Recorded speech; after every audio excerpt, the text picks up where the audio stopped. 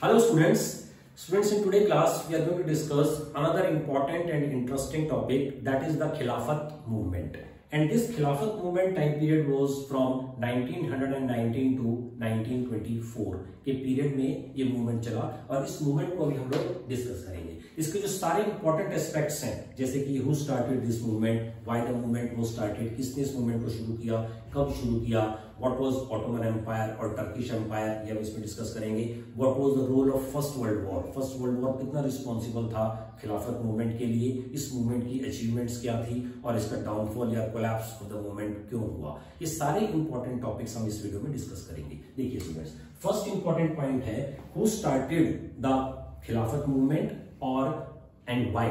तो Khilafat movement also known as caliph movement, एक खलीफा के नाम से मूवमेंट स्टार्ट किया गया। तो इंडिया में इसको कैलिफ मूवमेंट भी इसको बोला जाता है। तो this movement was started in India by the Indian Muslims, जिसमें अली ब्रदर्स इंपॉर्टेंट थे, शौकत अली, मोहम्मद अली, मौलाना अबुल कलाम आजाद, उसके बाद अजमल खां और दूसरे इंपॉर्टेंट मुस्लिम लीडर्स थे जिन्होंने इस मूवमेंट को स्टार्ट किया था। अब ये मूवमेंट स्टार्ट क्यों की थी? तो बेसिकली इस मूवमेंट को स्टार्ट करने के पीछे मुस्लिम्स के दो इंपॉर्टेंट पर्पस थे। फर्स्ट इंपॉर्टेंट पर्पस तो उनका ये था कि जो खलीफा ऑफ टर्की हैं, जिनको खलीफा ऑफ ऑटोमन एम्पायर भी बोला जाता है, उनको सपोर्ट करना था। इंडियन मुस्लिम्स को और वर्ल्ड के दूसरे मुस्लिम्स की हेल्प लेकर खलीफा ऑफ टर्की को, जो अब्दुल मसीद थे, उनको सपोर्ट करना था। एक तो इनका ये पर्पस था।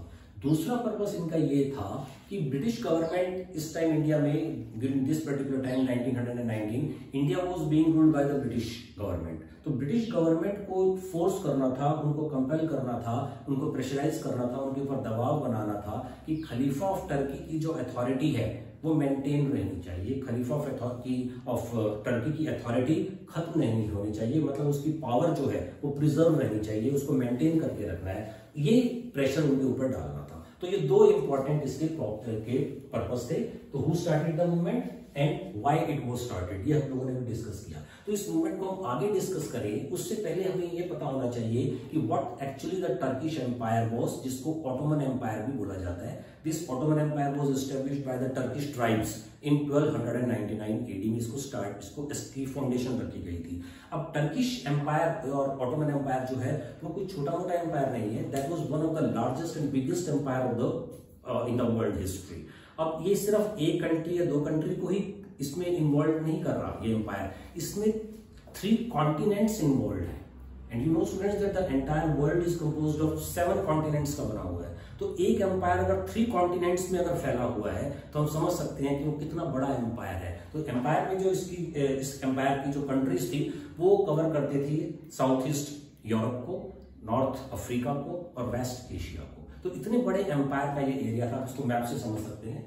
Just take the example, it is the map of India, here it is Pakistan, it is Iran, Iraq और ये सऊदी अरेबिया का रीजन है। यहाँ पर ये टर्की का रीजन है। अब ये टर्की का रीजन जो है, इसके साउथ ईस्ट में जो यूरोपियन कंट्रीज हैं, Romania is there, Bulgaria is there.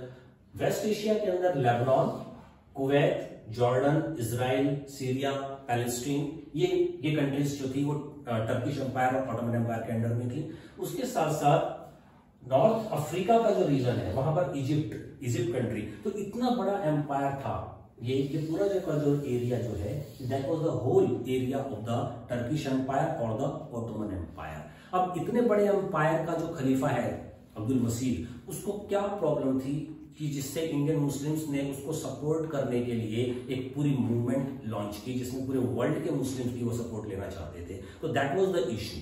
तो अब इसमें ये that was the Turkish empire हम लोगों ने डिस्कस किया। अब इस मूवमेंट के पीछे वर्ल्ड वॉर फर्स्ट का बहुत इंपॉर्टेंट रोल है। अब वो क्या इंपॉर्टेंट रोल है? The first world war was fought from 1914 to 1918 तक फर्स्ट वर्ल्ड वॉर चला और इसमें 2 पावर्स के बीच में ये हुआ था। एलाइड पावर्स थी जिसमें UK, USA, USSR, France important countries थी और सेंट्रल पावर के अंदर जर्मनी, ऑस्ट्रिया और टर्की इंपॉर्टेंट था। तो अब इसमें जो वॉर चला इसमें, तो ये एलाइड पावर्स के बीच में और सेंट्रल पावर्स के बीच में हुआ था। तो एलाइड पावर्स जो थी उनको विक्ट्री मिली थी and they defeated the central power, मतलब जर्मनी और टर्की का जो ग्रुप था वो इसके अंदर डिफीट हो गया था। तो स्टूडेंट्स, अब ऐसा होता है कि जब वॉर्स के अंदर when one group defeated the another group, तो जो विनर ग्रुप होता है वो कुछ पेनल्टीज लगाता है लूजर्स के ऊपर। किस तरह से पेनल्टीज लगाता है? उनसे पैसा लेता है, या उनके जो इंपॉर्टेंट एरियाज होते हैं, मिनरल्स रिसोर्सेज के जो उनके मोस्ट इंपॉर्टेंट एरियाज होते हैं,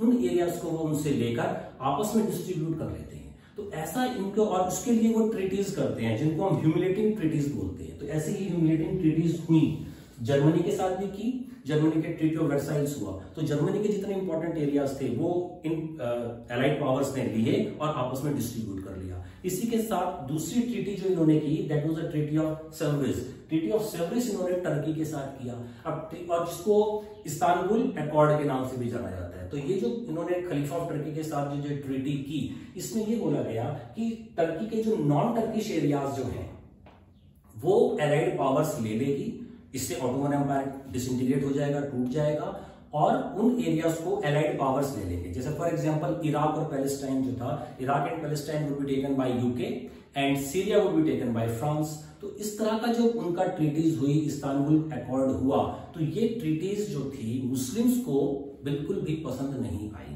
उन्होंने बोला कि क्योंकि उनके जो रिलीजियस प्लेसेस हैं जहां पर वो नमाज पढ़ते हैं, अजान करते हैं, तो वो डिस्ट्रीब्यूट हो जाएंगे, वो ब्रेकअप हो जाएगा उनका, और यूरोपियन पावर्स उनको कैप्चर कर लेंगी, उनको कन्फिस्केट कर लेंगी, उनको अपने अंडर में ले लेंगी। तो that was not acceptable to the Muslims. तो ये जब खबर पहुंची तो इंडिया के जो मुस्लिम्स थे, जैसे कि हमने नाम बताया आपको, शौकत अली और उसके बाद अजमल खां, मौलाना अबुल कलाम आजाद, ये जो इन्होंने एक मूवमेंट चलाया जिससे वर्ल्ड के पूरे मुस्लिम्स को इकट्ठा किया जा सके। क्योंकि जो टर्की का जो खलीफा होता है वो इनका पूरा एक रिलीजियस हेड होता है। पूरे मुस्लिम वर्ल्ड का जो एंटायर स्पिरिचुअल लीडर जो है, रिलीजियस लीडर जो है, वो खलीफा ऑफ टर्की होता है। और खलीफा ऑफ टर्की के साथ अगर इस तरह का बैड ट्रीटमेंट किया जाएगा तो that was not acceptable to the Muslims. That's why they started this movement, और इस वजह से मूवमेंट उन्होंने लॉन्च किया था।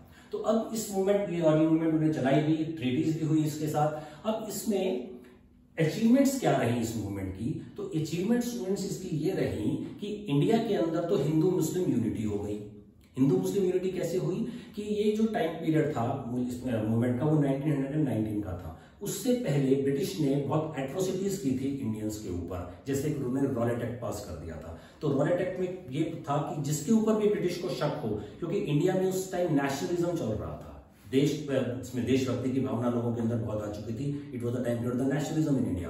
तो उस नेशनलिज्म को क्रश करने के लिए, खत्म करने के लिए उन्होंने रॉलेट एक्ट पास किया, और उसमें बोला कि किसी के ऊपर भी अगर ब्रिटिश को शक होता है उसको 2 साल तक जेल में डाल देंगे। और इस एक्ट के लिए बोला भी गया, सैतानिक एक्ट, ब्लैक एक्ट, ना अपील, ना दलील, ना वकील, कुछ सुनवाई नहीं थी, सीधा जेल में डाल दिया जाएगा 2 साल के लिए। तो इसमें डॉक्टर सैफुद्दीन किचलू और डॉक्टर सत्यपाल जो इंपॉर्टेंट हमारे फ्रीडम फाइटर्स थे, उनको जेल में डाल दिया गया। तो उस रॉलेट एक्ट को प्रोटेस्ट करने के लिए इंडियंस जो थे वो पर्टिकुलरली पंजाब एरिया में वो जलियांवाला बाग में इकट्ठे हुए, और जाकर जलियांवाला बाग ट्रेजेडी हुई जिसके बारे में आप लोगों को मालूम है। तो अब यहाँ पर हिंदूज जो थे, इंडियन नेशनल कांग्रेस और हिंदूज जो थे, वो ब्रिटिश के बिल्कुल अगेंस्ट हो चुके थे। तो हिंदूज अगेंस्ट थे ब्रिटिश के। उसके साथ साथ because of the bad treatment of Khalifa of Turkey, Muslims भी उनसे नाराज थे। तो दोनों का एम, दोनों का एनिमी एक था, दैट वाज ब्रिटिश। हिंदूज भी अगेंस्ट थे ब्रिटिश के और मुस्लिम्स भी अगेंस्ट थे। तो दोनों का दुश्मन जो है एक है, तो वो दोनों एक दूसरे के साथ आ गए, हिंदूज मुस्लिम एक दूसरे के नजदीक आ गए। और गांधी ने इस टाइम नॉन कोऑपरेशन मूवमेंट भी स्टार्ट किया। तो हिंदूज ने बोला कि हम मुस्लिम्स की जो मूवमेंट है, खिलाफत मूवमेंट, उसमें सपोर्ट करेंगे, और मुस्लिम बोला कि हम आपकी नॉन कोऑपरेशन मूवमेंट करेंगे, मैं आपकी हेल्प करेंगे। तो इस तरह से दोनों के अंदर यूनिटी हुई, हिंदू मुस्लिम्स के अंदर। तो ये इसकी एक अचीवमेंट है। दूसरा अचीवमेंट इनका ये रहा कि ये जो मूवमेंट थी, अल्टीमेटली इन्होंने मुस्लिम्स के अंदर नेशनल कॉन्शियसनेस क्रिएट कर दिया, और उस नेशनल कॉन्शियसनेस क्रिएट करने की वजह से बाद में एक सेपरेट स्टेट भी बन गया पाकिस्तान के नाम से। तो वो खिलाफत मूवमेंट की अचीवमेंट हो सकती है मुस्लिम्स के लिए कि उन्होंने अपना सेपरेट स्टेट भी बना लिया था। तो ये इसकी अचीवमेंट्स थी। तो अल्टीमेटली ये मूवमेंट कोलैप्स क्यों कर गई, इसका डाउनफॉल क्यों हुआ स्टूडेंट्स? तो इसकी वजह से कि बेसिकली एक मुस्लिम्स की मूवमेंट थी, और मुस्लिम मूवमेंट जो थी, तो मुस्लिम्स जो थे वो डिवाइड हो चुके थे। डिवाइड इन द सेंस, जैसे अजमल खां, मौलाना आजाद, डॉक्टर अंसारी, ऐसे लोग इंडियन नेशनल कांग्रेस से ज्यादा अटैच थे। अली ब्रदर्स मुस्लिम लीग से ज्यादा अटैच थे। तो अब ये मुस्लिम लीग से अटैच थे, तो कहीं ना कहीं इनका जो टाइम था डिवोशन था मुस्लिम लीग में जा रहा था, कुछ मुस्लिम्स का टाइम डिवोशन कांग्रेस में जा रहा था। तो ये यूनाइट होकर खिलाफत मूवमेंट के साथ नहीं लड़ पाए। तो इस वजह से इस मूवमेंट का डाउनफॉल हुआ। सेकेंडली, नॉन कोऑपरेशन मूवमेंट का भी डाउनफॉल हो गया था 1922 में, because the Chauri Chaura incident, Mahatma Gandhi ने सस्पेंड कर दिया।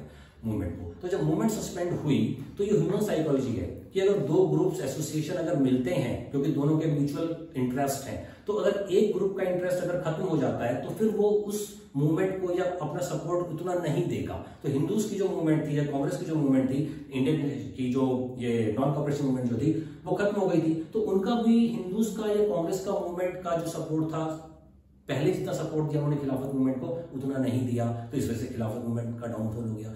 तीसरा, जो मुस्तफा कमाल पाशा जो इंपॉर्टेंट लीडर इमर्ज कर रहे हैं इस टाइम टर्की के अंदर, उन्होंने एक प्रोग्रेसिव सेक्युलर और रिपब्लिक टर्की की फाउंडेशन रखी और खलीफा का जो रोल था उसको उन्होंने अबॉलिश कर दिया। तो because of all these causes we can say that this were responsible for the collapse of this movement also. So these are the all important aspects जो आपसे एग्जाम में पूछे जा सकते हैं कि मूवमेंट क्या था, कब शुरू हुआ, किसने शुरू किया, ऑटोमन एम्पायर क्या था, क्या उसका रोल था, और what was the role of the first world war, कौन सी ट्रीटीज हुई, इसकी अचीवमेंट क्या थी, उसका डाउनफॉल क्यों हुआ। तो all these topics are very much important for the examination point of view. So students, you like video, share video and subscribe the channel also. Okay students, thanks.